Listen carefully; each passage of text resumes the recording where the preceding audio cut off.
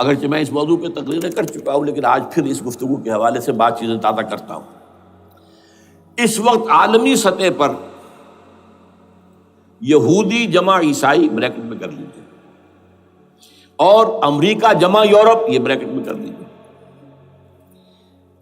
ان کا اندر معاملہ کیا ہے؟ اصل جو ہے اس میں پیچھے مائنڈ ہے، ماسٹر مائنڈ، سازشی ذہن، وہ یہود کا ہے۔ باقی عیسائی اعلی کار بن گئے ہیں۔ جو 100% اعلی کار ہے یہود کا وہ پروٹیسٹنٹس ہیں۔ پروٹیسٹنٹزم یہود ہی نے پیدا کرایا تھا، یہود ہی نے یورپ کے اندر سود کا رواج شروع کروایا، ورنہ سود حرام تھا وہاں پر بھی، یوزری بھی اور کمرشل انٹرسٹ بھی، دونوں حرام تھے، یہ یہودیوں نے کروایا۔ اور پھر پہلا بینک بنوایا ہے انگلستان کے اندر، بینک آف انگلینڈ، اور جو پوپ کے خلاف بغاوت کرائی تو پہلی بغاوت ہوئی انگلستان کے اندر، جو چرچ آف انگلینڈ علیحدہ ہو گیا پوپ سے، اور اسی کو یہودیوں نے قرار دیا یہ ہمارا ماڈرن اسرائیل ہے، یہ اسرائیل ہمیں دیا ہے گاڈ نے، یہ جو ہے برطانیہ۔ اس کے کچھ عرصے کے بعد یہی جو ہے ایکسوڈس ہوا ہے، اور وہ امریکہ میں جا کے آباد ہوئے۔ لہذا امریکہ کو بھی جیوز نے کہا ہے دس از اندر اسرائیل، یہ ہے ہمارے اصل اسرائیل، ماڈرن اسرائیل یہ ہے۔ اس لیے کہ جو انہیں وہاں پر اقتدار حاصل ہوا ہے، جو قوت حاصل ہوئی ہے، جس قدر دولت انہوں نے وہاں جمع کی ہے، وہاں کے جس طریقے سے جکڑ لیا ہے حکومتوں کو، فرنگ کی رگے جہاں پنجے یہود میں ہے۔ ٹھیک 100 سال پہلے علامہ اقبال یہ مشاہدہ کر کے آ گئے تھے یورپ میں، اور کون دیکھنے والا تھا کہ وہاں کیا ہو رہا ہے، بیہائنڈ دی سین کیا ہے، سامنے کیا ہے، پردے کے پیچھے کیا ہے۔ فرنگ کی رگے جہاں پنجے یہود میں۔ اس وقت فرنگ کا امام تھا برطانیہ، یہ وہ سلطنت تھی جس پر سورج کبھی غروب نہیں ہوتا تھا۔ آج وہ فرنگ کا امام امریکہ ہے۔ یہ برطانیہ تو اب وہ جو ایک نظم ہے کہیں بچپن میں پڑھی تھی، London bridge is going down going down going down, اس کی مثال ہے۔ برطانیہ کی تو کوئی حیثیت ہی نہیں ہے، ورلڈ پاور کی حیثیت نہیں ہے، وہ تو چھوٹا بھائی اس نے بنا رکھا امریکہ نے اپنا، تو اس حیثیت سے جو ہے اس کی کوئی حیثیت ہے، ورنہ کوئی اور حیثیت نہیں۔ بہرحال ان دونوں میں یہ ہے کہ پیچھے ماسٹر مائنڈ، سازشی ذہن، پلاننگ، اسکیم ساری یہودیوں کی۔ اعلی کار امریکہ سب سے بڑھ کر، اس کے بعد برطانیہ، اور اس میں اصل پروٹیسٹنٹس، ان میں بیپٹسٹ، ان میں اس سے بھی آگے بڑھ کر ایونجلسٹ، جن کو کہتے ہیں بورن اگین کرسچنس، جن کو کہتے ہیں نیو کنزرویٹو کرسچنس، یہ تمام اصطلاحات آپ اخبارات میں پڑھتے ہوں گے، ان کو گروپ کر لیجیے۔ یہ اصل اعلی کار، ان کو ایک نیا نام دیا گیا ہے کرسچین زائنسٹ۔ ایک یہودی زائنسٹ ہیں، سارے یہودی زائنسٹ نہیں ہیں، بہت سے یہودی ہیں جو یہ زائنسٹ کے مخالف ہیں۔ چنانچہ میری ہیوسٹن میں ملاقات ہوئی تھی ڈاکٹر وشو گرانڈ، بہت بڑا پروفیسر ایمیریٹس یہودی، لیکن یہ کہ اس نے کہا، بڑے اجتماع میں کہا، ہمارا اجلاس تھا وہاں پر، ہم نے یہ جو ہے بلایا تھا ایک یہودی، ایک عیسائی اور ایک مسلمان، تینوں جو ہے وہ تقریریں کریں۔ انہوں نے کہا تھا کہ وی آر ناٹ سپورٹنگ اسرائیل۔ اس نے وہ عیسائی جو آیا ہوا تھا پروفیسر، اس کی طرف they are supporting Israel, we are not supporting Israel. اسی طرح میری جو ہوئی تھی round table conference, round table, اس میں ایک یہودی پروفیسر تھے، وہ ہسٹری کے پروفیسر، میں نام بھول رہا ہوں ان کا، انہوں نے کہا آئی ایم اینٹی زائنزم، میں زائنزم کے خلاف ہوں۔ تو زائنزم جو ہے اصل میں ایک سیکولر یہودیوں کی تحریک ہے، اور اس کے سب سے بڑے سپورٹرز کرسچین زائنسٹ وہ امریکہ میں بیٹھے ہوئے۔ تو یہ ہے صورتحال۔ یہ جان لیجئے کیتھولکس جو ہیں یہ اتنے پرو یہودی نہیں ہیں، اب رفتہ رفتہ وہ بھی اس کے اندر آ کر شامل ہو گئے۔ یورپ جو ہے زیادہ Catholics, Roman Catholics, Roman Catholics کا یہ بھی آپ نے جملہ پڑھ سنا ہوگا کہ یہ جو ترکی جو ہے ہمارا ملک، یہ جو کوشش کرتا رہتا ہے گھسنے کی یورپین یونین کے اندر، تو ایک دفعہ جان شراق نے کہا تھا، بڑا پیارا جملہ تھا، why doesn't Turkey understand that we are a Christian club؟ یہ ہماری جو یونین ہے یورپین، یہ تو کرسچین کلب ہے، وہ مسلمان ہے، وہ کس وجہ سے آنا چاہتا ہے اندر، کیوں تو خود داخل ہونا چاہتا ہے؟ why doesn't Turkey understand that we are a Christian club؟ لیکن یہ ہے رومن کیتھولکس، اور ان کا میں بعد میں آپ کو بتاؤں گا۔ یہی آپ کو معلوم ہے کہ یورپ نے عام طور پر اسرائیل کا اتنا ساتھ نہیں دیا جتنا جو امریکہ دیتا رہا ہے، اور کسی درجے میں ان کے دلوں میں سافٹ کارنر جو ہے عرب فلسطینیوں کے لیے بھی رہا ہے، یہ معاملہ ایران کے بارے میں بھی رہا ہے. جس قدر اسٹرانگ ایکشن امریکہ لینا چاہتا ہے یہ جو ہے اس کے ساتھ نہیں ہے.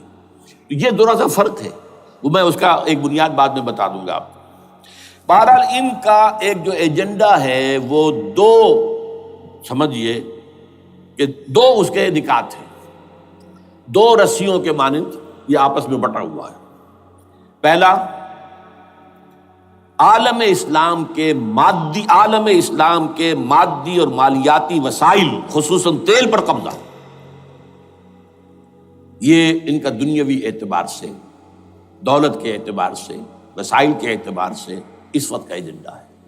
ویسے تو اس سے اوپر وہ چاہتے ہیں پوری دنیا پر، وہ تو بات کی بات ہے، لیکن ابھی نہ وہ روس کو چھیڑ رہے ہیں نہ چین کو چھیڑ رہے ہیں. چین تو ان کا سب سے بڑا جو ہے بزنس پارٹنر ہے، سب سے بڑا، اور چین کو رفتہ رفتہ وہ اپنی لائن پر لا رہے ہیں. اب تو صرف یہ کہ وہ ایک پارٹی گورنمنٹ وہاں رہ گئی ہے جو کہ کمیونزم کے دور کی یادگار ہے، باقی ان کی جو اکانومی ہے وہ تو آ چکی ہے اسی رخ کے اوپر جو یورپ کی ہے، مغرب کی ہے. نمبر دو ایجنڈا کیا ہے؟ دنیا میں کہیں بھی اسلام کے بحیثیت ایک نظام زندگی ظاہر ہونے کا کوئی موقع نہیں دینا. We have to nip the evil in the bud at any cost. یہ ان کے ایجنڈے کا دوسرا بڑا حصہ. یہ دو ہے انٹرٹوائنڈ، جیسے آپ لڑیوں کو بٹ دے کر رسی بناتے ہیں، ایسے یہ دو لڑیے ہیں. اسلام کا پولیٹیکل سوشو اکنامک سسٹم کہیں نہ آ جائے دنیا میں، ہو نہ جائے آشکارا شر پیغمبر کہیں. یہ ابلیس نے کنکلوڈ کیا ہے، وہ جو ابلیس کی مجلس شورا ہے، ہو نہ جائے آشکارا شر پیغمبر، کہیں ایسا نہ ہو کہ پیغمبر کی شریعت دنیا کے سامنے آ جائے، پیغمبر کا نظام آ جائے. الحذر، آئین پیغمبر سے 100 بار الحذر. حافظ ناموس زن، مرد آزما مرد آفری، یہ معاشرتی نظام ہو گیا. موت کا پیغام ہر نوع غلامی کے لیے، نہ کوئی فخفور و خاکہ، نہ گدائے رہنشی، یہ سیاسی نظام آ گیا. اور کرتا ہے دولت کو ہر آلودگی سے پاک و صاف، منعموں کو مال و دولت کا بناتا ہے امین. تم دولت کے امین و مالک نہیں ہو. اور اس سے بڑھ کر اور کیا فکر و عمل کا انقلاب، بادشاہوں کی نہیں اللہ کی ہے یہ زمین، ان الارض للہ. یہ نظام کہیں نہ آ جائے دنیا، یہ جس پہ کہ وہ خطرہ محسوس کر رہا تھا. اور اس کے بعد یہ کہتے ہیں، یہ تو تھا عصر حاضر کے تقاضے، لیکن یہ کہ صورتحال کیا ہے؟ ہو نہ جائے آشکارا شر پیغمبر کہیں ہے. یہ معاملہ اس طرح رکھو کہ خود مومن ہے محروم یقین. یہ غنیمت ہے کہ خود مومن ہے محروم یقین. ہمیں اگر کوئی سہارا ملتا ہے تو اس سے کہ مومنوں کو بھی، نام نہاد مسلمانوں کو بھی اپنے اس نظام پر یقین نہیں. وہ نماز پر یقین رکھتے ہیں، روزے پر رکھتے ہیں، زکوٰۃ کو بھی جو بھی اللہ تعالیٰ جس کو توفیق دیتا ہے، حج کرتے ہیں، عمرے کرتے ہیں، یہ ہے سب. لیکن یہ کہ یہ غنیمت ہے، چشم عالم سے رہے یہ پوشیدہ یہ آئین تو خوب. وہ ابلیس کہتا ہے کہ یہ آئین چشم عالم سے پوشیدہ رہنا چاہیے. یہ غنیمت ہے کہ خود مومن ہے محروم یقین. ہمارے لیے جو ہے اگر کوئی سانس لینے کی جگہ ہے تو وہ یہ ہے، حوصلہ افزائی اگر ہے تو اس میں ہے کہ خود مومن محروم یقین ہے، اس کے سامنے وہ راستہ ہے ہی نہیں. اب لیجیے یہودیوں کے ایجنڈے کو میں تجزیہ کر رہا ہوں. سب سے پہلے world bank, IMF، globalisation, TRIPS, ان تمام ہتھ کنڈوں کے ذریعے عالمی مالیاتی استعمار جو بظاہر امریکہ کا ہوگا حقیقتاً یہود کا ہوگا. یہودیوں کے نزدیک پوری نوع انسانی حیوانوں کے مانند ہے. They are not human beings. They are goyams. They are Gentiles. یہ انسانی شکل میں حیوان ہیں، اور جیسے حیوانوں کو ایکسپلائٹ کرنا، استعمال کرنا انسانوں کا حق ہے. گھوڑے کو آپ باندھتے رہے ہیں نا ٹانگے کے آگے، اور بیلوں سے آپ ہل جتواتے رہے ہیں، تو جیسے یہ حق ہے ایسے ہمارا حق ہے پوری دنیا کے جو ہے وسائل ان کو کھینچے. ہاں جیسے گھوڑے اور بیل کو بھی کچھ نہ کچھ دانا تو ڈالنا پڑتا ہے، چارہ تو دینا پڑتا ہے، تو ان کو بھی کچھ دو. یہ پوری نوع انسانی ورکرز بن کر رہ جائے، حیوان بن جائیں، بالکل شہوت کے غلام بنا دو انہیں، اخلاقی اقدار کا بیڑا غرق کر دو، خاندانی نظام کو تہوبالا کر دو. یہ باقاعدہ جو protocols of the elders of the Zion تھے ان سب میں موجود ہے لکھا ہوا، جو 1897 میں انہوں نے پاس کیا اپنا پروگرام بیسل میں، سوئٹزرلینڈ کا ایک شہر ہے. Protocols of the elders of the Zion. ان کو حیوان بنا دو، بس حیوانوں سے کام لیتے رہو. ہاں ان کی کمائی کا کچھ حصہ ان کے لیے چھوڑ دو، وہ بھی زندہ رہیں، وہ بھی آخر کام کیسے کریں گے، اور اصل جو ہے ملائی کھینچ دو اپنے اس نظام کے ذریعے سے. World bank, I M F, stock exchange, TRIPS, globalisation, اس کے ذریعے سے عالمی مالیاتی استعمار. نمبر 2، ایک ہے ان کا ایجنڈا، یہ تو عالمی ہے. دوسرا ایجنڈا کیا ہے؟ وہ لوکل ہے. وہ کیا ہے؟ گریٹر اسرائیل کا قیام، جس میں مصر کا سارا زرخیز علاقہ شامل ہوگا، جو ڈیلٹا کا علاقہ کہلاتا ہے اس کا، جہاں کے اس وقت کے بادشاہ نے، حضرت یوسف علیہ السلام کے زمانے کے بادشاہ نے، وہ فرعونہ کے خاندان میں سے نہیں تھا، وہ عرب تھا. عربوں ہی سے کسی وقت کوئی قوم آئی تھی جو کہ مصر پر قابض ہو گئی تھی. اس نے حضرت یوسف کے خاندان کو لا کے وہاں آباد کیا. بہترین جشن کا علاقہ کہلاتا ہے، بہترین. وہ کہتے ہیں ہمارا ہے، ہم رہے وہاں پر کئی سو برس تک رہے. عراق ہمارا ہے، وہاں ہمیں قید میں رکھا گیا، نبوکدنضر لے گیا تھا. عرب کا شمالی حصہ جو ہمارا ہے، وہاں خیبر میں یہودی قلعے تھے، اور وہاں مدینے کے اندر جو ہے 3 قبیلے یہودی تھے جنہیں محمد نے صلی اللہ علیہ وسلم وہاں سے نکال باہر کیا تھا. یہ جارڈن یہ ترکی کا بھی کچھ حصہ ہمارا ہے، باقی پورا لبنان اور پورا فلسطین، یہ سب اس کے اوپر بنے گا ایک greater Israel. This is there local agenda. اور اس کے لیے ضروری ہے ایک بہت بڑی جنگ. ایسے آسانی سے نہیں ہو جائے گا. آرمگیڈون، جس کو حضور نے فرمایا الملحمۃ العظمیٰ، الملحمۃ الکبریٰ، بہت بڑی جنگ، جس کی خوفناکی اور تباہ ناکی کا اندازہ اس سے کیجیے. حضور فرماتے ہیں کہ اگر ایک باپ کے 100 بیٹے یا ایک دادا کے 100 پوتے ہوں گے تو ان میں سے 99 ختم ہو جائیں گے، ایک بچے گا. اور ایک جگہ فرماتے ہیں اتنی اموات ہوں گی، اتنی لاشیں ہوں گی کہ ایک نفاست پسند پرندہ جو ہے، جو گندگی پہ نہیں اترنا چاہتا.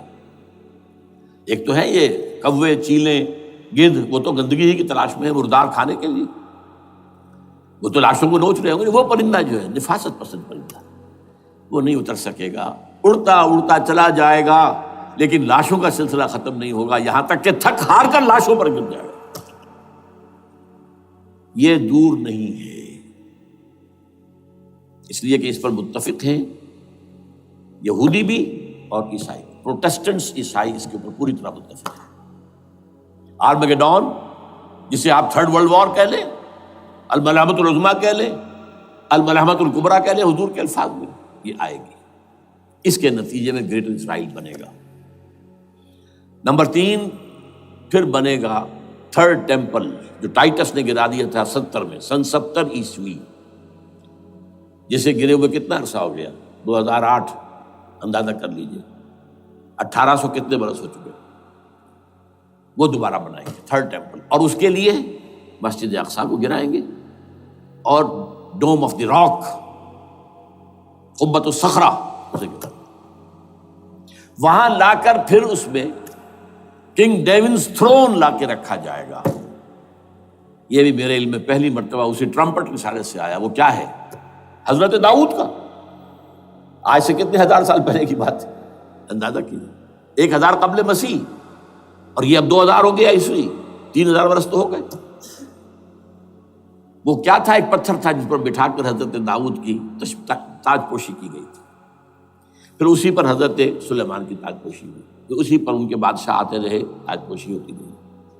ٹائٹس نے جب گرایا ہے سن 70 عیسوی میں، یروشلم کو برباد کیا، 1,33,000 یہودی ایک دن میں قتل کیے، ایک دن میں، باقی نکال دیا، بھاگ جاؤ یہاں سے. اس کو کہتے ہیں diaspora, that started in 70 AD.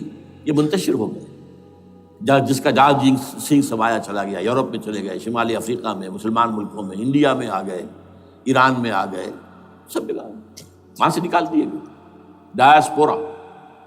بہرحال وہاں سے وہ ٹائٹس وہ پتھر لے گیا، وہ روم میں لے گیا، روم سے کسی طرح وہ آئرلینڈ پہنچ گیا۔ آئرلینڈ پیور کیتھولک ملک ہے، آپ کو معلوم ہوگا، اور وہاں پر پروٹیسٹنٹس کی اور کیتھولکس کی جنگیں ہوتی رہتی ہیں۔ کبھی بھی شیعہ سنی مسلمانوں کی اس طور سے خانہ جنگی نہیں ہوئی ہے جیسے کہ وہاں ان دو عیسائیوں میں کیتھولکس اور پروٹیسٹنٹس میں ہوتی ہیں۔ وہ رومن کیتھولک ملک ہے بیچ میں۔ وہاں سے وہ انگلینڈ میں آیا، انگلینڈ میں جب آ گیا، بلکہ وہاں سے اسکاٹ لینڈ سے انگلینڈ میں پھر اس کو ایک کرسی کے اندر اس کی سیٹ کی حیثیت سے بنا کر ایک تھرون کی شکل دے دی گئی، اور وہ جو ویسٹ منسٹر ایبے ہے، برطانیہ کے پارلیمنٹ کے ساتھ جو چرچ ہے ویسٹ منسٹر ایبے، وہاں اس کو لا کے رکھ دیا گیا۔ اس وقت سے برطانیہ کے بادشاہوں اور ملکاؤں کی تاج پوشی وہاں ہوتی ہے۔ تو ایک یہ ہے کہ پھر اس کو لا کر وہاں رکھیں گے۔ اب یہاں سے اختلاف ہے، یہ نوٹ کر لیجیے۔ یہاں تک عیسائیوں کا یہودیوں کا ایجنڈا ایک، یہاں اختلاف ہے۔ یہودیوں کے نزدیک ان کا مسیح آئے گا اور وہ وہاں بیٹھ کر پوری دنیا پر راج کرے گا۔ وہ مسیح جس کی خبر دی گئی تھی شروع کی کتابوں میں، جو تورات کی ابتدائی کتابیں ہیں، وہ تو حضرت مسیح کی شکل میں آ گئے۔ دی پروفیسی واز فلفلڈ۔ یہودیوں نے نہیں مانا، انہیں تو قرار دیا جادوگر ہے، کافر ہے، مرتد ہے، ولد الزنا ہے، اور اپنے بس پڑتے سولی پر چڑھوا دیا۔ تو دوسری بات ہے اللہ نے کیا کیا، وہ ایک علیحدہ مسئلہ ہے۔ چنانچہ یہ کہ دی سچویشن از ویکنٹ، وہ مسیحا کی جگہ ابھی باقی ہے ان کی، and they are waiting for ہم۔ تو وہ آئے گا اور وہ یہاں اس تخت داؤد پر بیٹھ کر پوری دنیا پر حکومت کرے گا۔ عیسائیوں کا کہنا کیا ہے کہ در حقیقت حضرت مسیح نازل ہوں گے، سیکنڈ کمنگ آف جیسس، جس کو ہم بھی مانتے ہیں۔ اگرچہ ہوگا کیسے، حالات و واقعات کا کیا ہمارے نزدیک رنگ ہے وہ کچھ مختلف ہے، وہ میں اس کو بیان نہیں کر سکتا۔ حضرت مسیح علیہ السلام پھر اس تخت پر بیٹھیں گے ان کے عیسائیوں کے مطابق۔ چنانچہ پوپ جو مر گیا ہے، پال سیکنڈ، اس کو یہ ٹرمپٹ والے کہتے ہیں شیطان، اور ان کا کہنا یہ ہے کہ اس شیطان نے the old ancient Holy Roman Empire کو ریوائیو کیا ہے یونائٹڈ یورپ بنا کر، اور ان کا مقصد کیا ہے کہ یہ فلسطین میں ایک رومن کیتھولک حکومت قائم کرنا چاہتے ہیں۔ یہودی اپنی حکومت چاہتے جو ہے، اور وہ اپنی حکومت چاہتے ہیں۔ یہ ان کا کہنا ہے، یہ میں نہیں جانتا کہ اس میں کس حد تک ان ایک دوسرے پر الزام درست ہے۔ لیکن جیسے کہ آپ کو معلوم ہے کہ انڈونیشیا کے اندر بھی ہوا تھا، ایک جزیرے کو تقسیم کر دیا، ایک حصہ جو ہے اس کا وہ رومن کیتھولک ریاست بن گیا ہے۔ شاید نائجیریا میں بھی اس طرح کا معاملہ ہوا ہے کچھ تھوڑے علاقے کے اندر، وغیرہ وغیرہ۔ تو یہ ہے، لیکن بہرحال یہ ان کا۔ عیسائیوں کا معاملہ کیا ہے؟ میں نے جیسا کہ بتایا کہ یہ تو اس ایجنڈے کے اندر متفق ہے، اور عیسائی بھی ورلڈ ڈومینیشن، مالیاتی جو ہے استعمار، اس کے لیے کوشاں ہیں۔ لیکن ان کے نزدیک حضرت عیسیٰ ابن مریم آئیں گے علیہ الصلوۃ والسلام، اور وہ حکومت کریں گے۔ اس پورے ڈرامے کا اسکرپٹ پورا یہودیوں کا لکھا ہوا ہے، اور انہی کی سازش اس پورے ڈرامے کے پیچھے ہے۔ البتہ بظاہر اس ڈرامے کا بڑا کیریکٹر جس سے آپ ہیرو کہیں وہ امریکہ ہے، اور اس کے تابع یورپ بھی ہے۔ یہ ہے عالمی سطح پر معاملہ اس وقت۔ ویسے میری 2 کتابیں جو ہیں اس پر کتابچے ہیں، 4 سال پہلے میں نے اسی مقام پر 2 تقریریں کی تھی۔ ایک موجودہ عالمی حالات اور اسلام کا مستقبل، وہ دوسرا حصہ جو میں اس وقت نہیں چھیڑ رہا، ہوگا کیا اصل میں، جس میں یہ ہے کہ کہیں اسلامی ریاست قائم ہو، خلافت کا نظام قائم ہوگا کہاں ہوگا یہ میں بحث نہیں کر رہا۔ حضرت مہدی کا ظہور ہوگا، وہ آئیں گے عرب کے اندر۔ پھر یہ ہے کہ وہ جو گریٹر اسرائیل کے خلاف جہاد ہوگا، اور اللہ کرے گا کہ رفتہ رفتہ یہ ممالک جو ان سے لے لیے جائیں گے، یہاں تک کہ بالآخر ایک یہودی اعلان کر دے گا میں ہوں مسیح، جس کو کہ عیسائی بھی کہتے ہیں اینٹی کرائسٹ، اور یہ کہتے ہیں یہ بیپٹسٹ بھی کہ اینٹی کرائسٹ جو ہے وہ یہودی ہوگا، جبکہ کچھ عرصے پہلے بہت بڑا پروپیگنڈا ہوا تھا کہ اینٹی کرائسٹ جو ہے، دجال جو ہے وہ تو مسلمان ہوگا نہیں، لیکن وہ کہتے ہیں کہ ہوگا یہودی ہوگا، اور پھر اس یہودی کو قتل کریں گے حضرت مسیح، دی ریئل مسیح، اصل مسیح جو اٹھا لیے گئے درمیان میں، وہ آئیں گے اور ان کے ہاتھوں دجال بھی قتل ہوگا، اور پھر مسلمانوں کے ہاتھوں ایک ایک یہودی ختم ہوگا، پھر ایک عالمی اسلامی ریاست قائم ہوگی حضرت مسیح کے ہاتھوں، اور وہاں پر حضرت مسیح ایک حدیث میں آتا ہے 40 برس تک پوری دنیا پر حکومت کرے گی۔ بہرحال یہ دوسرا پکچر ہے جو ہمارے سامنے، میں اس وقت کی تفصیل میں نہیں جا رہا، جو ان کے سامنے پکچر ہے وہ میں نے آپ کو بیان کر دیا۔ اب اس میں تجزیہ کیجئے افغانستان پر حملے کا اصل سبب، جو میں نے دو بتایا نا، دو لڑیاں ہیں ان کے ایجنڈے کی، ایک اسلام کہیں ظاہر نہ ہو جائے، اسلام کا نظام ظاہر نہ ہو جائے، اور ایک مسلمانوں کے مالیاتی خاص طور پر تیل کے وسائل پر قبضہ۔ اب افغانستان میں کیا ہوا ہے، یہ سارا معاملہ تھا اسلام کا راستہ روکنے کے لیے، کہ یہاں تو اسلام ایک شکل دکھا رہا ہے اپنی، اور اگر انہیں موقع مل گیا تو یہ تو ایک ایسی ویلفیئر اسٹیٹ قائم کر دیں گے، زکوٰۃ کا نظام قائم ہو جائے گا تو اعلیٰ ترین ویلفیئر اسٹیٹ قائم ہو جائے گی، اور اگر یہاں پر جو ہے یہ ساری سزائیں نافذ ہو گئی، معاشرہ کرائم فری ہو جائے گا، لوگوں میں محبت ہوگی، مساوات ہوگی، اور یہ کہ عام لوگوں کے لیے ویلفیئر ہوگا، اور یہ سامنے نظام آ گیا تو پھر ہمارا یہ نظام کیپٹلزم یہ کہاں رہے گا، اس کو تو منہ چھپانے کی جگہ نہیں ملے گی۔ لہذا افغانستان پر حملے کا اصل موٹو یہ ہے۔ البتہ یہ ساتھ ہی یہ بھی تھا کہ افغانستان کے راستے سے سینٹرل ایشین سٹیٹس جو ہیں ان سے پائپ لائنیں لا کر، اور وہ پھر کہیں گوادر کے آس پاس سمندر تک لائے جائے، تاکہ ہم وہاں کے جو ہے ڈرین کر سکیں جو تیل اور گیس کے ذخائر ہیں سینٹرل ایشین سٹیٹس کے اندر جو مسلمان سٹیٹس ہیں، تو اس کے لیے راستہ جو ہے وہ لینا چاہتے تھے افغانستان سے۔ اب وہ جہاں تک افغانستان کا تعلق ہے تو ان کے قبضے میں ہے، جب چاہیں کر لیں۔ اب پاکستان کا معاملہ جو تھا وہ جیسا کہ میں نے کہا کہ اس کا راستہ وہ رک گیا، جبکہ انہیں واپس جانا پڑ گیا، لیکن انہوں نے افغانستان میں کوشش کی طالبان کے زمانے میں۔ یونیکول جو ہے ان کی سب سے بڑی جو ہے کمپنی ہے، اس نے مذاکرات کیے، وہ دیکھ کر حیران رہ گئے کہ یہ ان پڑھ، یہ ملے ملاٹے جو ہیں یہ تو بڑے ٹف بارگینر ہیں۔ اس طریقے سے پاؤں جما کر طالبان نے جو ان کے ساتھ مذاکرات کیے ہیں اور ان سے اپنی شرطیں پیش کی ہیں کہ وہ گھبرا کر بھاگ گئے۔ یہ صورتحال بھی تھی افغانستان پر قبضہ کرنے میں، لیکن یہ ہے کہ اصل کیا تھا کہ وہ اسلام کی کوئی شکل دنیا کے سامنے نہ آنے پائے، جو ان کا میجر ہے۔ اسی لیے پورا عالم کفر جمع ہے، امریکہ، یورپ، روس، چین، سب جمع ہے، بھارت تو ہے ہی ہے، یہ سب جمع ہے۔ آپ نے یاد ہو گیا جب لال مسجد کا حادثہ ہوا ہے اور ہمارا یہ بدبخت اور بدمعاش انسان، اس نے صرف خود جان بوجھ کر اسے بڑھایا، ایک پھنسی کو پھوڑا بنایا، اس میں پھر شگاف دیا اور شاباش لی ہے۔ امریکہ سے شاباش آ گئی، نیٹو سے شاباش آ گئی، رشیا سے شاباش آ گئی، چائنا سے شاباش آ گئی۔ وہ چونکہ محسوس کر رہا تھا کہ اندرون ملک تو میری اب کشتی ڈگمگا رہی ہے، ڈاماڈول ہے، I have to have more support from outside, اور for that I have to do it۔ کہ دیکھو میرے عین قلب میں پاکستان کے یہ پھوڑا نکل آیا تھا، یہ بنیاد پرستی کا اور یہ شدت پسندی کا اور یہ تنگ نظری کا اور یہ فلاں کا، یہ دہشت گردی کا، اور میں نے دیکھو کیسے اس میں چیرا دیا ہے، کتنے لوگوں کو ختم کر دیا ہے۔ اچھا، اس میں یہ بھی ذہن میں رکھیے کہ افغانستان کے بارے میں یہودیوں کے علم میں ہے کہ حضور کی حدیثیں کیا ہے۔ حضور کی حدیث ہے یخرج من خراسان رایات سود، خراسان کے علاقے سے کالے جھنڈے لے کر فوجیں چلیں گی، لا یردھا شیء، کوئی طاقت ان کو رخ نہیں موڑ سکے گی، حتیٰ تنصب بیلیا، یہاں تک کہ وہ آ کے بیت المقدس میں جھنڈے گاڑ دیے جائیں۔ دے نو اٹ، یہ جان لیجیے، یہ لوگ پڑھے لکھے لوگ ہیں۔ میں آپ کو ایک واقعہ سناتا ہوں۔ جب 1967 میں یہودیوں کو فتح ہوئی بہت بڑی، اور پورا یروشلم اب ان کے قبضے میں آ گیا، ایسٹ یروشلم جو کہ ابھی جارڈن کے قبضے میں تھا، تو جب موشے دایان تھا وہ کانا، وہ داخل ہوا فاتح کی حیثیت سے، تو اس کے ساتھ ایک ربائی تھا بہت بڑا، چیف ربائی یہودیوں کا بہت بڑا عالم، اور وہ رو پڑا، تھا تو فتح کا وقت، خوشی کا، رویا۔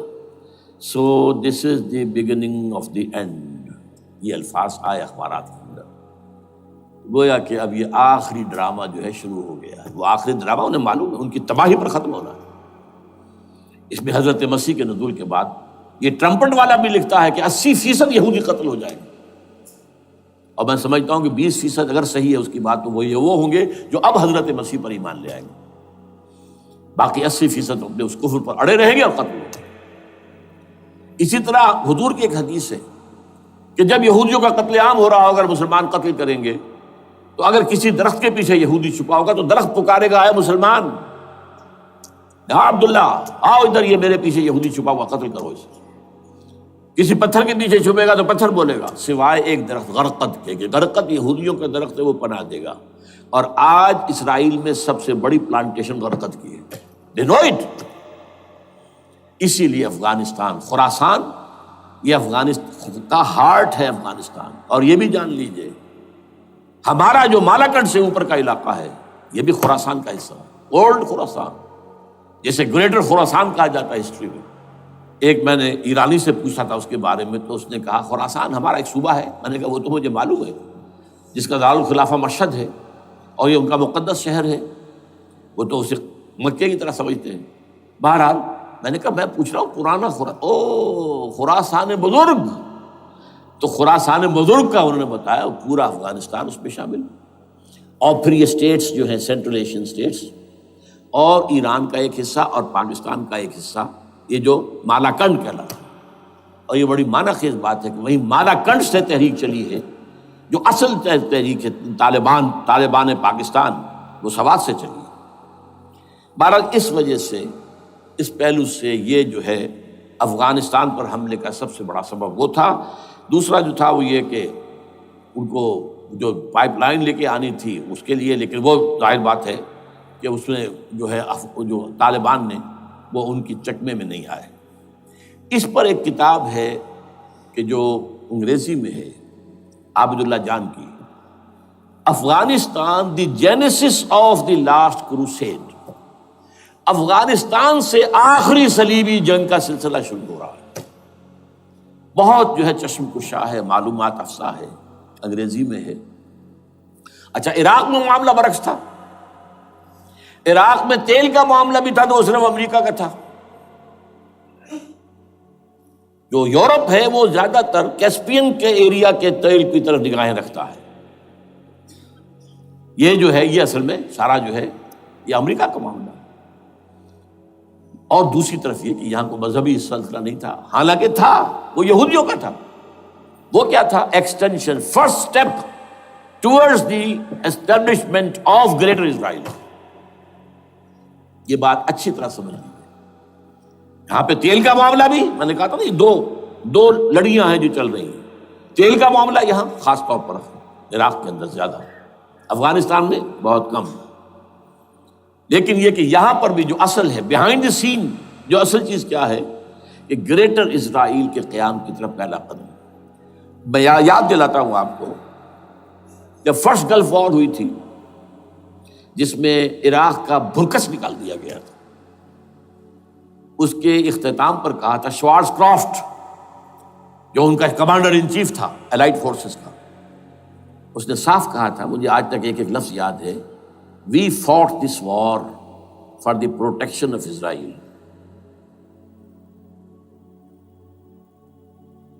اور اب جو ابھی ہوا معاملہ، جب صدام گرا ہے، اس کا مجسمہ بھی گرا ہے، تو اس کے بعد وہ شخص، وہ بدبخت، وہ خبیث جو ابھی پڑا ہوا کومے میں، شیرون نے کہا تھا ان قریب عراق پر ہماری حکومت ہوگی. اور اس سے پہلے تو ہم صرف عراق میں سے یوفریٹس تک کا علاقہ مانگتے تھے، دریائے فرات تک کا. اب ہمارا مطالبہ یہ ہے کہ ہم تو در حقیقت دجلہ تک جائیں گے، دجلہ، تاکہ پورا کا پورا جو فرٹائل جو دو آبا ہے دجلہ اور فرات کے درمیان کا بہترین علاقہ، وہ سارا ہمارے پاس. اس سے آپ اندازہ کر لیجیے کہ یہ دونوں چیزیں جو ہیں دونوں جگہ موجود ہیں. وہاں مذہبی زیادہ ہے افغانستان کا، لہذا یہاں بہت بڑی جو ہے کولیشن بن گئی. عراق میں تو وہ کولیشن نہیں بن سکی. یورپ بھی ساتھ نہیں آیا، امریکہ had to go it alone, اسے کرنا پڑا ہے. زیادہ سے زیادہ کوئی ٹوکن آسٹریلیا کا کوئی ٹوکن معاملہ جو ہے وہ برطانیہ کا کچھ شاید ٹوکن ٹائپ جو ہے وہی یہ کامن ویلتھ پرانی جو ہے چلی آ رہی ہے، اس میں شاید کینیڈا کا، باقی تو کوئی نہیں۔ یہ جو آل ورلڈ کولیشن بنی تھی وہ افغانستان کے خلاف کیوں ہے؟ یہاں سے اسلام کی ریسرجنس کا اندیشہ ہے۔ یخرج من خراسان رایات سود لا یردها شیء حتی تنصب بایلیا۔ حضور کے زمانے میں ایلیا جو ہے وہ کن کے قبضے میں تھا؟ عیسائیوں کے۔ اس کے بعد ہمارے قبضے میں آیا، لیکن پھر کروسیڈرز نے ہم سے لے لیا تھا، اور 88 برس وہ عیسائیوں کے پاس رہا، 1099 عیسوی سے لے کر 1187 تک۔ اب پھر یہود کا قبضہ ہے، پہلے عیسائیوں کا تھا، اب یہود کا۔ اب ان سے لینا واپس، پہلی مرتبہ بھی عرب نہیں لے سکے تھے، کھونے والے عرب تھے، واپس لینے والا کرد تھا، صلاح الدین ایوبی رحمۃ اللہ علیہ۔ اب بھی کھونے والے عرب ہیں، مصر اور شام اور اردن، تینوں کا مقابلہ کیا اس نے، اسرائیل نے، اور قبضہ کیا پورے ویسٹ بینک پر، گولان ہائٹس پر، سینائی پیننسولا پر، اور یہ کھو دیا ہم نے اپنے ہاتھ سے۔ اور اب بھی عربوں میں تو کوئی دم نہیں ہے، کوئی جان نہیں ہے، ان کو عیاشیوں نے، دولت مندی نے بالکل تباہ و برباد اور کھوکھلا کر کے رکھ دیا۔ بہرحال یہ جو چیزیں میں نے آپ کو بتائی ہیں، یہ تو وہ پلانز ہیں جو سب شیاطین جن و انس کے پروگرام ہیں۔ وہ جیسے کہ کبھی کہا تھا خمینی صاحب نے، شیطان بزرگ، دی گریٹسٹ شیطن، امریکہ، اصل میں امریکہ، اور اس کے پیچھے حقیقت میں یہود، سامنے امریکہ، پیچھے یہود۔ بالفعل کیا ہوگا یہ تو پھر اللہ ہی جانتا ہے کیا ہوگا۔ وَمَكَرُوا وَمَكَرَ اللَّهُ، کافر اپنی چالیں چلتے ہیں، اللہ اپنی چال چلتا ہے۔ اور سَنَسْتَدْرِجُهُم مِّنْ حَيْثُ لَا يَعْلَمُونَ وَأُمْلِي لَهُمْ إِنَّ كَيْدِي مَتِينٌ۔ اے نبی آپ گھبرائیں نہیں، ہم ان کافروں کو رفتہ رفتہ وہاں سے لے آئیں گے جہاں سے آپ کو بھی انہیں احساس تک نہیں ہوگا کہ یہ تو گرفت میں آ رہے ہیں، ٹریپ ہو رہے ہیں، اور ابھی ذرا میں انہیں ڈھیل دے رہا ہوں۔ میں املی لہم ان قیدی متین، میری چال بہت مضبوط ہے۔ وہ اللہ کیا کرے گا وہ میں نے آپ کو بتایا، جھلک دکھا دی ہے۔ انشاءاللہ اسی علاقے میں پاکستان اور افغانستان، اور اس کا ہارٹ ہوگا یہ پشتونستان، سرحد اور مشرقی افغانستان مل کر پشتونستان، پشتون اسی مشرقی اس میں ہے، پاکستان کا مغربی صوبہ ہے، شمال مغربی سرحدی صوبہ، یہ ہارٹ، اور پھر پاکستان اور افغانستان، انشاءاللہ یہی ہوگا۔ اور پھر یہ کہ یہاں سے فوجیں جائیں گی جو حضرت مہدی کی حکومت جمائیں گی عرب کے اندر۔ عربوں میں جان نہیں ہے کہ وہ مہدی کی حکومت کو جما سکے۔ یخرج ناس من المشرق یؤتون للمہدی یعنی سلطان ہی، مشرق کی طرف کے کسی ملک سے فوجیں آئیں گی جو مہدی کی حکومت قائم کریں۔ عربوں میں دم نہیں۔ بہرحال ہوگا کیا، وہ میں نے کہا کہ یہ تو اللہ کے ہاتھ میں ہے۔ اب یہ کہ کرنا کیا چاہیے، یہ ہے میری تقریر کا آخری حصہ۔ دیکھیے ذوالفقار مرزا نے جو کچھ کہا اور سید قائم علی شاہ نے، میں خوشائند سمجھتا ہوں کہ طالبانائزیشن اور ہے، اسلامائزیشن اور ہے، ٹھیک ہے، چلی آواز مکے اور مدینے۔ طالبانائزیشن کے اندر کچھ بغیر تعلیم یافتہ، کچھ جذباتی، اس طرح کے لوگ بھی ہیں جن میں انتہا پسندی بھی ہے، جیسے کہ میں پہلے بیان کر چکا، افغانستان میں ہوا ہے، افغانستان کے اندر بھی رفتہ رفتہ وہ اپنی چیزوں سے نکل رہے تھے، نکل جاتے ہیں، لیکن موقع نہیں دیا گیا، نب دی ایول ان دی بڈ، ختم کر دیا گیا۔ اسی طرح ہمارے سرحدی صوبے میں جیسا کہ میں بتایا 3 قوتیں برسرکار ہیں، who knows it، کون کیا کہ۔ لیکن بہرحال یہ کہ پہلی بات یہ، اسلام اور پاکستان لازم و ملزوم ہیں۔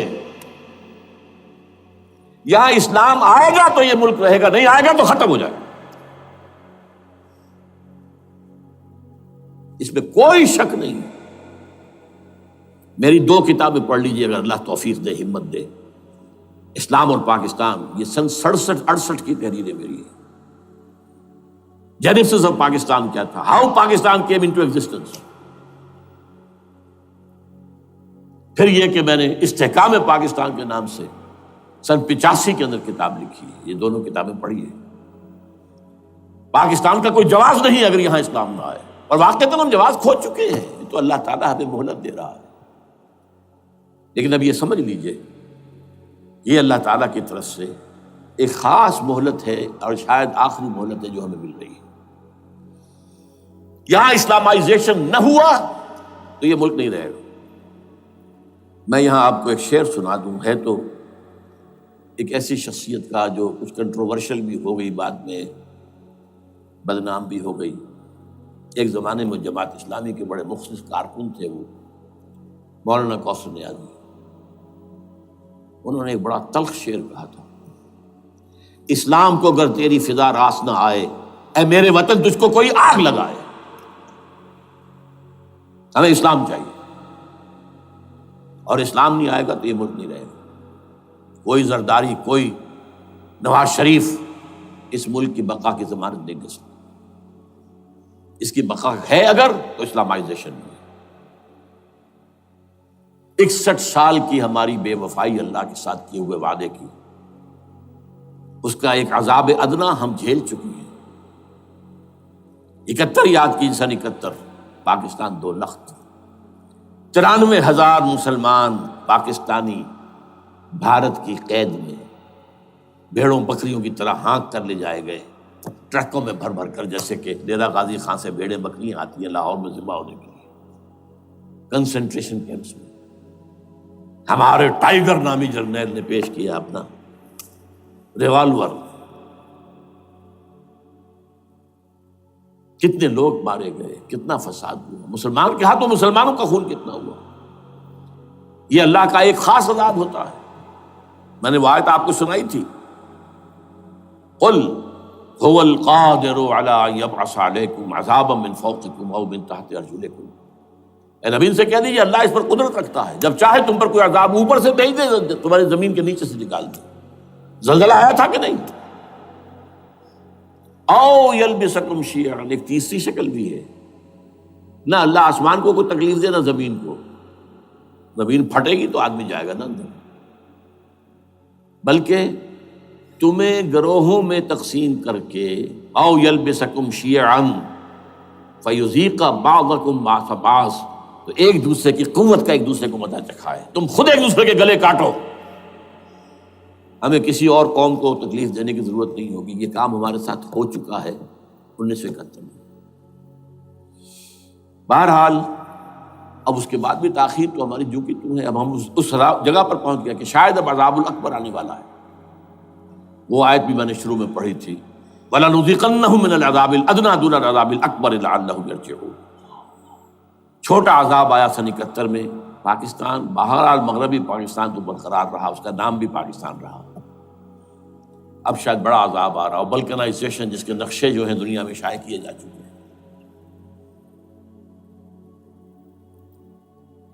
اور اس اسلامائزیشن کے لیے جو میں کہہ رہا ہوں کہ اس کے بغیر یہاں پاکستان نہیں رہے گا، اس کے لیے اس کی جو دستوری، تدریجی، قانونی، پرامن اگر راستہ اختیار نہ کیا گیا تو ملیٹنسی بڑھے گی، یہ رکنے والی نہیں ہے۔ یہ جو اوپر کا جو علاقہ ہے، ایک ٹرائنگل ہے جس کا نقشہ کھینچا ہے ایک بہت بڑے مصری ادیب اور مورخ نے، شکیب ارسلہ ان کا نام تھا۔ انہوں نے کہا ہے کہ یہ پامیر سطح مرتفع جو ہے، پامیر جسے روف آف دی ورلڈ کہا جاتا ہے، اس سے پہاڑوں کے سلسلے نکلتے ہیں، کوئی چین کی طرف چلا گیا، کوئی تبت کی طرف چلا گیا، جو قراقرم ادھر آ گیا پاکستان کی طرف، ہمالیہ آ گیا پاکستان انڈیا کی طرف، ادھر ہندو کش چلا گیا افغانستان میں۔ یہ سب جیسے کہ ایک جو پہیہ ہوتا ہے، اس کے جو لگے ہوتے ہیں اسپوکس جنہیں کہتے ہیں۔ اس نے کہا کہ ایک طرف ہمالیہ اور ایک طرف ہندو کش، اس کے درمیان میں جو قوم رہتی ہے،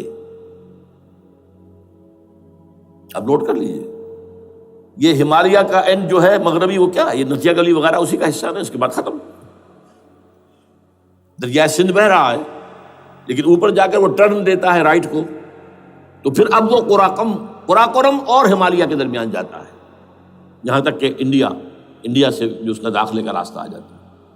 لیکن یہ جو ہے یہ درمیانی راستہ یہ اصل میں ہندو کش ادھر اور ہمالیہ ادھر، اس کے درمیان جو قوم آباد ہے. اور اس ٹرائنگل کا بیس ہے مالاکنڈ کا پہاڑ، مالاکنڈ، ہمالیہ، ہندو کش. اس ٹرائنگل میں جو قوم آباد ہے، شکیب ارسلان کہتا ہے اگر پوری دنیا میں اسلام کی نبضیں ڈوب جائیں تب بھی یہاں کے لوگوں میں اسلام کی نبض چلتی رہے گی. یہ وہ علاقہ ہے جہاں سے پاکستان کے طالبان کا آغاز ہوا، جہاں سے پرامن تحریک چلی تھی اس کا راستہ روک دیا گیا. اب وہ شدت پسندی پر آ گئے، اور یہ شدت پسندی بڑھے گی اگر آپ نے تشدد سے روکا. اگر امریکہ کے چمچے بنے رہے، اگر امریکی ایجنڈے ہی کو پورا کرتے رہے اور اپنے لوگوں کو مارتے رہے، تو جواب میں گر ایک چراغ حقیقت کو گل کیا تم نے تو موج دودھ سے صد آفتاب ابھریں گے. یہ اب جو آ رہے ہیں کہاں سے آ رہے ہیں آپ کے یہ خودکش حملہ آور؟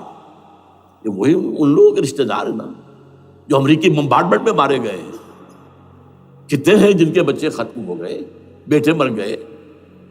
یہ جو ہمارے ہاں ایک کمانڈوز کے کیمپ کے اوپر جو حملہ ہوا تھا اور خودکش بمبار، جس سے کہ شاید 18-19 بہترین آپ کے کمانڈوز ختم ہوئے تھے، وہ کون تھا؟ وہ خود کمانڈو تھا. اندر کوئی اور تو جا ہی نہیں سکتا تھا، یہ کمانڈوز کا کیمپ تھا اور اس کے میس میں لوگ کوئی جا سکے. وہ خود کمانڈو تھا. اس کی بیٹی لال مسجد کے اندر جلی تھی.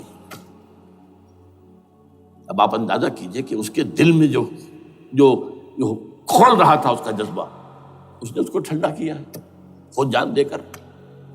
تو جان لیجیے ادھر باجوڑ میں حملہ ہوا تھا، ادھر جو ہے ہماری ملٹری پریڈ کے اوپر حملہ ہو گیا. تو یہ بات رکے گی نہیں.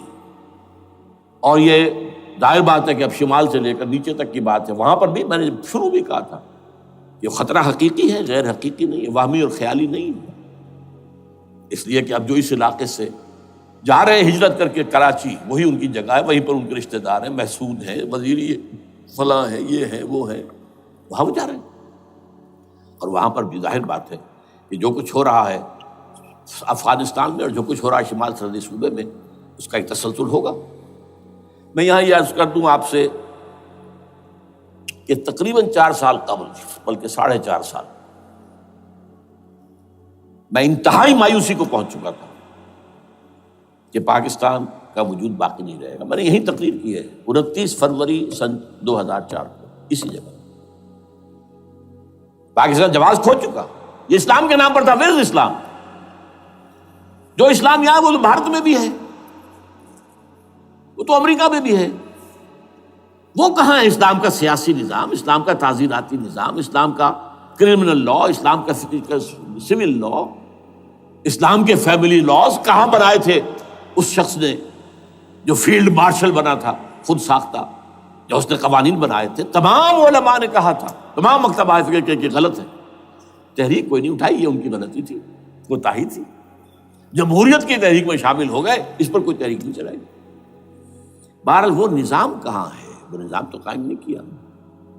اس حوالے سے یہ اپنا جواز کھو چکا ہے. دو ریشنل ہے، ریزون دیت جسے کہتے ہیں فرینچ کے اندر، ریزون دیت کو کسی چیز کی ریزن، ریشنل آف ایگزسٹنس.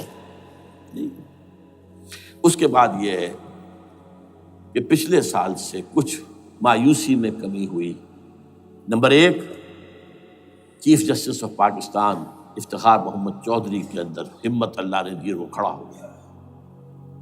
جرنیلوں کے جم گھٹے کے اندر ایک سویلین آدمی جو ہے جس درجے کا مرعوب ہو سکتا ہے آپ اس کا اندازہ کر لیجیے. اور اس کے بعد اسپونٹینیس موومنٹ وہ کلا ہے، انہومی شے، سوچ نہیں سکتے ہم. یہ موومنٹ جو ہے یہ کوئی اسٹریٹ ارچنز کی چلائی ہوئی نہیں ہے، یہ ہمارے ہاں کے گاموں ماجوں کی نہیں ہے، بلکہ یہ تو پڑھے لکھے لوگ، وکیل، کالے کوٹ، کالی ٹائیاں، پینٹ، یہ جو سختیاں جھیلی ہیں انہوں نے. ابھی تک وہ تحریک چل رہی ہے. اگر اس سے ظاہر بات ہے وقت گزرنے کے ساتھ ساتھ اس کی وہ تیزی اور تندی میں تو کمی آئی اور حکومت کو موقع ملا ان کے اندر کوئی رفت پیدا کرنے کا بھی. لیکن بہرحال ان دونوں چیزوں سے میری مایوسی میں قدرے کمی ہوئی. اب دوسری بات وہ تھی 18 فروری کے الیکشن کا پرامن طور پر منعقد ہو جانا۔ میں یہ سمجھتا تھا کہ جو اس کے اندر دخل اندازی ہے، رگنگ ہو گئی ہوئے، کیسے ممکن ہے پاکستان میں الیکشن ہو اور رگنگ نہ ہو؟ پھر تحریک چلے ہی چلے، کیونکہ تحریک تو چل رہی ہے پہلے سے، صرف اس کے اوپر تیل اور ڈالنا ہے نا، اور پھر بدامنی ہوئی ہو، اور پھر دونوں طرف گدھ بیٹھے ہوئے ہیں، the NATO forces in the west, Indian forces on the east, they will march into Pakistan, اور پاکستان کے ایٹمی دانت توڑ کر Pakistan will be put at the mercy of India, Bharat, now do whatever you like. Condoleezza Rice کا میں آپ کو بیان سنا چکا ہوں، پاکستان کے مستقبل کا فیصلہ امریکہ اور بھارت بھی کرتا۔ بہرحال اب تیسری جو امید ہوئی ہے، یہ کل پرسوں میں جو ہوئی ہے، کولیشن جو ہے یہ ناکام ہوتی نظر آ رہی تھی، لیکن یہ کہ صدر کے مواخذے پر یا صدر کے خلاف جو ایک کارروائی ہو رہی ہے، اللہ کرے کہ وہ پوری ہو جائے، یا اس سے بھی بہتر ہے کہ وہ خود ہی استعفیٰ دے کر دفع ہو جائے۔ بہرحال یہ کہ اس سے بھی کچھ امید کا پہلو جو ہے پیدا ہوتا ہے۔ اب یہاں اسلامائزیشن کا پرامن، تدریجی اور اسلام اور دستوری اور قانونی طریقہ کیا ہے؟ وہ طریقہ کیا ہے؟ 1949 اور 50 میں جو عمل شروع ہوا تھا، جو اس کے بعد سے آج تک جو ہے ختم ہو گیا، اس کو اثر دور شروع کیا جائے، دوڑ پیچھے کی طرف اے گردش ایام کی۔ 49 میں کیا ہوا تھا؟ قرارداد مقاصد، وہ گویا کہ پاکستان میں نظام خلافت کی جڑ تھی جو رکھ دی گئی تھی کہ sovereignty belongs to Allah and whatever authority we have, it's a sacred امانت۔ یہ تو اصل میں استعمال کی جائے گی یہ قوت کتاب و سنت کے دائرے کے اندر this is خلافہ، in essence it is خلافہ، خلافت کی بنیاد رکھ دی گئی۔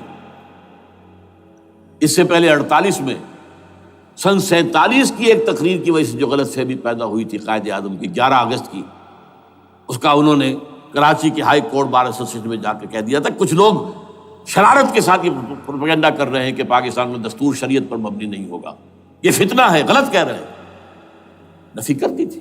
اب یہ دوسری بات ہے کہ اندھوں کے اندھے جو ہیں وہ اس 11 اگست کی تقریر کو لیے پھرتے ہیں، اس کے ایک جملے کو، اور یہ اتنی کھلی بات جو کی، شریعت کا لفظ، شریعت، پاکستان کا دستور جو سمجھتا ہے کہ شریعت پر نہیں مبنی ہوگا وہ غلط کہتا ہے، وہ شریر ہے، شرارت پیدا کر رہا، یہ قائد اعظم کے الفاظ۔ بہرحال اس کے بعد ایک عمل کیا ہوا تھا سن 50 میں، یہاں کے سیکولر عناصر نے ایک بڑا شور مچایا، کس کا اسلام لاؤ گے؟ شیعہ کا، سنی کا، دیوبندی کا، بریلوی کا، وہابی کا، کس کا اسلام؟ اللہ تعالیٰ غریق رحمت کرے ان بزرگوں کو، پاکستان کے تمام مذہبی مکاتب فکر کی ٹاپ کی قیادت جمع ہو گئی کراچی میں، شیعہ بھی، اہل حدیث بھی، بریلوی بھی، دیوبندی بھی، 31 علماء، جماعت اسلامی بھی، مولانا مودودی بھی اس میں تھے۔ انہوں نے 22 پرنسپلز ایگریڈ اپون، دستور بنانے کے لیے 22 پرنسپلز ہیں، حاضر ہیں، بناؤ دستور۔ اب کوئی دلیل نہیں رہی، کوئی عذر نہیں رہا، تمام مکاتب فکر کے لوگ جمع۔ بعد میں ہوا کیا ہے، اس میں کس کا کتنا رول ہے، یہ بڑی درد بھری داستان ہے، میں اس وجہ کو چھیڑنا نہیں چاہتا۔ حاصل کیا ہے، وہاں سے ہمارا پروسیس ڈیریل ہوا، کچھ اپنوں کے کیے، کچھ بیرونی دباؤ کے تحت۔ قرارداد مقاصد کی سزا دی گئی لیاقت علی خان کو، تم نے پاس کرائی ہے، اسے ایسے قتل کیا گیا کہ سراغ تک نہیں ملا کہ کس نے قتل کیا۔ یہ ایسی تو نہیں ہوتا، اس میں پیچھے بڑے بڑے کریکٹرز، بڑے بڑے کردار۔ اب اس کے بعد وہ عمل کیسے شروع ہو؟ ضیاء الحق نے جو ایک ادارہ قائم کیا تھا فیڈرل شریعت کورٹ، اصولی اعتبار سے بہترین قدم تھا۔ وہ کیا تھا؟ یہ شریعت کورٹ ہے، اس میں کوئی شخص لائے پیٹیشن کہ پاکستان کا فلاں قانون جو ہے میں ثابت کرتا ہوں کتاب و سنت کے منافی ہے، یا کورٹ سو موٹے لے لے کسی بھی معاملے کو، ایگزسٹنگ جو قوانین ہیں ان کا جائزہ لے کہ اس میں یہ پورا قانون یا اس کی یہ شق جو ہے یہ خلاف شریعت ہے، اس پر آرگومنٹ ہو، دونوں طرف کے دلائل ہوں، علماء بھی آئیں، وکلاء بھی آئیں، بحث کریں، شریعت کورٹ کا تو میدان ہوتا کھلا۔ بالآخر اگر کورٹ فیصلہ دے دے کہ ہاں یہ ایگزسٹنگ قانون یا جو قانون قابل زیر غور ہے بننے جا رہا ہے یہ خلاف شریعت ہے یا جزوً شریعت کے خلاف ہے، تو وہ اسے کینسل کر دے گا اور کہہ دے گی کورٹ کہ اگر یہ مرکزی معاملہ ہے تو مرکزی حکومت، صوبائی معاملہ تو صوبائی حکومت، اتنی مدت میں 3 4 6 مہینے کے اندر اندر اس کی آلٹرنیٹ لیجسلیشن کر لے، جیسے ہی مہلت ختم ہوگی یہ قانون ڈیفنکٹ ہو جائے گا۔ اصولی اعتبار سے اس سے زیادہ صحیح اسکیم کوئی نہیں سوچ سکتا، آج بھی میں قائل ہوں، لیکن یہ بدبختی تھی اس شخص کی، ضیاء الحق کی، اس کو بالکل غیر مؤثر کر دیا، 2 ہتھکڑیاں پہنا دی، 2 بیڑیاں پہنا دی۔ کانسٹیٹیوشن آف پاکستان آپ کے دائرۂ کار سے خارج ہے، یہ سیکریٹ کاؤ ہے، ہاتھ نہ لگانا۔ جو جوڈیشل پروسیجرل لاز ہیں، ضابطۂ دیوانی، ضابطۂ فوجداری، یہ بھی تمہارے دائرے سے خارج ہے۔ مالی معاملات 10 سال تک خارج، اور فیملی لاز مستقل خارج۔ انا للہ و انا الیہ راجعون۔ اب کرنے کا کام کیا ہے؟ نمبر 1، فیڈرل شریعت کورٹ کے دائرے پر جو تحدیدات ہیں، لیمیٹیشن ختم کی جائیں یکسر۔ نمبر 2، اس کا سٹیٹس کم سے کم ہائی کورٹ کے درجے کا ہونا چاہیے۔ نمبر 3، اس میں جید علماء کو لا کر بٹھایا جائے، ان کی میجورٹی ہونی چاہیے، وکلاء بھی ہوں، جدید تعلیم کے جدید قانون کے جاننے والے، لیکن علماء بھی ہوں۔ اگر آپ جید علماء کو لے آئیں گے تو پھر وہ جو عام مولوی ہے بیچارہ، وہ جو پوری طرح نیم خواندہ ہے یا نیم تعلیم یافتہ ہے، یا ہمارا عام آدمی ہے جو طالبان کے انداز کے اندر وہ شدت پسندی پر آ گیا ہے، اسے یہ اندازہ نہیں ہے کہ دین میں اہمیت کس شے کی اول ہے، پھر دوسری کون سی، ثانوی شے کون سی ہے۔ اب اس کے بجائے علماء، جدید علماء، تمام جو ہے مسالک کے علماء اس میں شامل کیے جائیں۔ اس کے فیصلوں پر نظر ثانی کا کھلا موقع ہونا چاہیے، ایک دفعہ عدالت فیصلہ کر دے، نظر ثانی کا موقع ہونا چاہیے، اور کسی شہری کی طرف سے پیٹیشن آئے یا سو موٹو، وہ جائزہ لے اور ایک ایک کر کے قوانین جو ہے غلط ختم، ان کی جگہ پر لیجسلیشن پارلیمنٹ ہی کرے گی یا صوبائی اسمبلی کرے گی۔ کورٹ کا کام لیجسلیشن نہیں ہے، وہ یہ کہہ سکتا ہے کہ یہ بھائی یہ معاملہ جو ہے شریعت سے تجاوز کر گیا ہے، یا فلاں جو قانون تم بنانے چلے اس کی یہ شق جو ہے شریعت کے خلاف ہے، بس فیصلہ یہ دے گی۔ ظاہر بات ہے لیجسلیشن اس کا کام نہیں، لیجسلیشن تو کرے گی آپ کی نیشنل اسمبلی، کرے گی آپ کی صوبائی اسمبلی کرے گی، لیکن وہ اس کا متبادل قانون لے آئیں اور پہلا قانون ختم ہو جائے گا۔ اچھا، اس عرصے کے دوران جو کونسل آف اسلامک آئیڈیالوجی پر ارب روپیہ خرچ ہوا ہے، اس کی رپورٹوں کے انبار لگ گئے ہیں، کسی ایک سفارش کو بھی آج تک پارلیمنٹ میں پیش نہیں کیا گیا، اور اس میں جید علماء رہے ہیں اور تمام مکاتب فکر کے علماء رہے ہیں۔ ان کی رپورٹوں کو رفتہ رفتہ پارلیمنٹ کے سامنے لایا جائے اور ان کے ذریعے سے نئی قانون سازی کی جائے۔ اگر آپ یہ قانونی دستوری راستہ کھول دیں گے اور تجدیداً اس طریقے سے Islamisation of laws of Pakistan ہو جائے، تو ظاہر بات ہے کہ پھر جو دہشت گرد ہیں، دہشت پسند ہیں، جن کو آپ خطرہ کہہ رہے ہیں، خطرہ، طالبان آنند، طالبان آ گئے، طالبان آ رہے ہیں، اب ڈرو اور بچو اور مقابلے کی تیاری کرو اور اسلحہ تیار کرو، اگر یہ کام کریں گے تو پھر ظاہر بات ہے کہ وہ تو فساد ہوگا، اور فساد کا نتیجہ کیا نکلے وہ اللہ ہی بہتر جانتا ہے۔ لیکن یہ پروسیس جو میں نے بیان کیا ہے، اگر اس پر عمل ہو جائے تو یہ وہ پروسیس ہے جسے جنرل حمید گل نے کہا تھا کہ اگر ایسا ہو جائے تو یہ سافٹ ریولوشن ہوگا، بغیر تشدد کے، بغیر کسی اور کے، اگر نیت ٹھیک ہے، اور اگر یہ واقعی جیسے قائم علی شاہ نے سمجھ لیا ہے اور جیسے کہ ذوالفقار مرزا نے سمجھ لیا ہے، اسلامائزیشن اگر اس کو سب سمجھ لے، زرداری بھی سمجھ لے اور نواز شریف بھی سمجھ لے اور سب سمجھ لے، تو ظاہر بات ہے کہ پھر کسی توڑ پھوڑ کے بغیر، کسی اور بدامنی کے بغیر، کسی تشدد کے بغیر اسلامائزیشن یہاں ہو جائے تو سب کے دل خوش ہو جائیں گے، اور یہ سارا جو بھی تشدد ہے، یہ دہشت گردی ہے، اس کے راستے بند ہو جائیں گے۔ اگر ایسا نہیں کرتے تو غیر تعلیم یافتہ یا نیم تعلیم یافتہ، جن کو کوئی پورا تصور نہیں ہے، نہ دنیا کے حالات کا علم ہے، نہ شریعت کے جو اصل مصادر اور منابع ہیں، اصل سورسز، ان تک رسائی ہے، بس کچھ چیزیں سن رکھی ہیں۔ یہ تو معلوم ہے انہیں کہ داڑھی رکھنی ہے، سنت ہے، لیکن یہ کہ یہ فرض تو نہیں ہے بھائی، پھر اس کی کوئی خاص مقدار تو معین نہیں ہے، یہ تو نہیں جانتے۔ ویڈیوز ہیں، آڈیوز ہیں، ان میں گانے ہیں، اس میں آپ کو معلوم ہے کہ عریانیت ہے، جو بھی ویڈیوز ہیں، اور وہ تو ان کو جلائیں گے ان کی دکانوں میں۔ آپ تعلیم دے رہے ہیں لڑکیوں کو، وہ جانتے ہیں جو تعلیم آپ دینا چاہتے ہیں، آپ تو ڈانس کی تعلیم کو بھی وہاں پر نافذ کر رہے ہیں۔ آپ نے تو تعلیم کا شعبہ ہی دے دیا اسماعیلیوں کے ہاتھ میں، لہذا ان کا تو رد عمل ہوگا، ہوئے۔ اس کا راستہ اگر روکنا ہے تو اس پروسیس سے جو میں نے بیان کر دیا ہے، جس کو میں بیان کر رہا ہوں نہ معلوم کب سے۔ نواز شریف صاحب، ان کے والد میاں محمد شریف صاحب مرحوم، اور شہباز شریف صاحب اور عباس شریف صاحب چاروں میرے پاس آئے تھے، 2 دفعہ آئے تھے، اور میں نے یہ ترمیمی بل پیش کیا تھا جس کے آئٹم میں نے آپ کو گنوا دیے۔ بہرحال نہیں کیا کچھ انہوں نے، لیکن یہ کہ اگر یہ نہیں کریں گے تو یہ کہ دوسری طرف یہ سمجھ لیجئے اس وقت پاکستان کے دینی مدرسوں میں شدید تحریک چل رہی ہے۔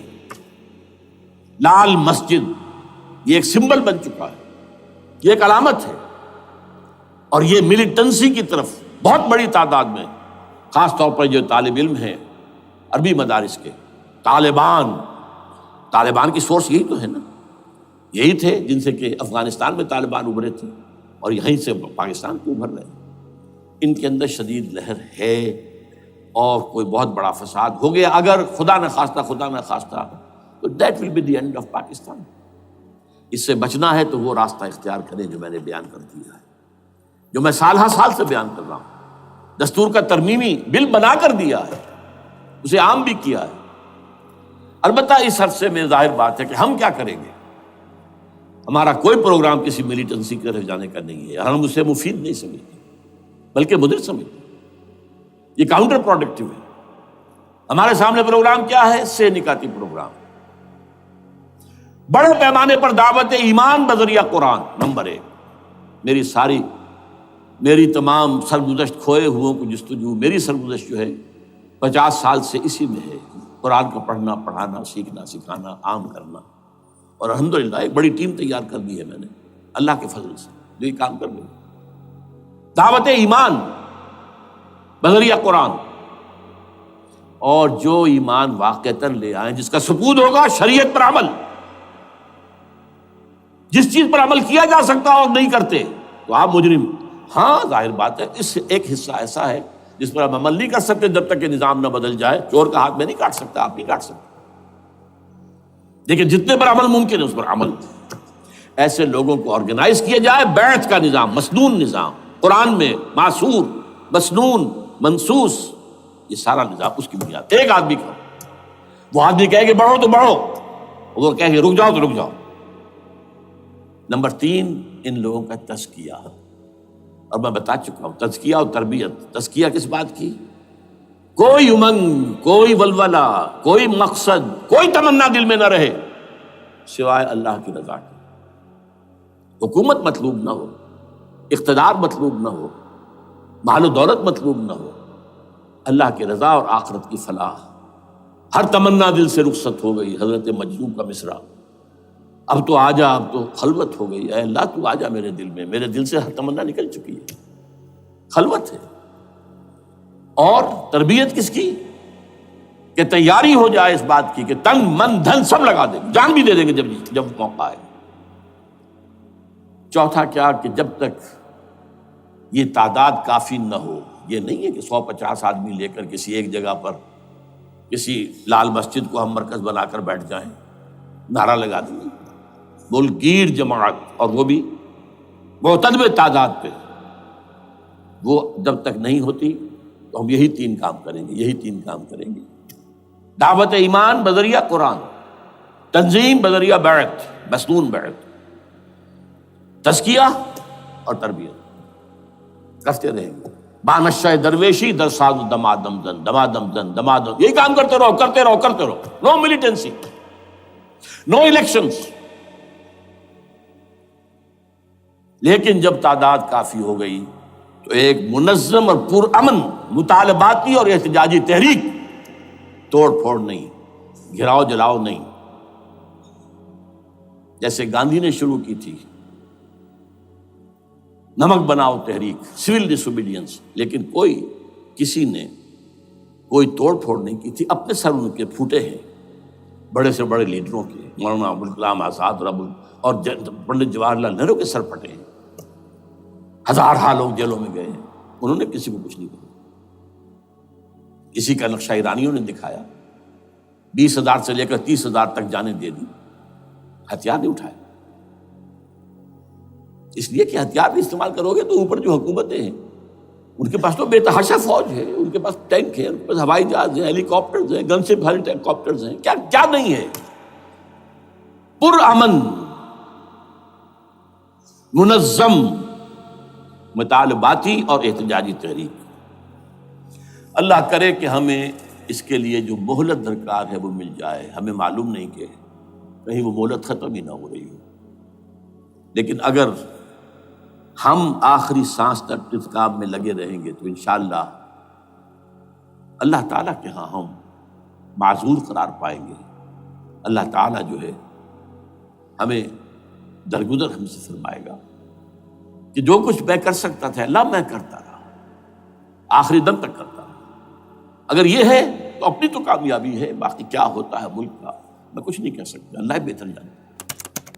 اقول قولی ھذا واستغفر اللہ لی ولکم ولسائر المسلمین والمسلمات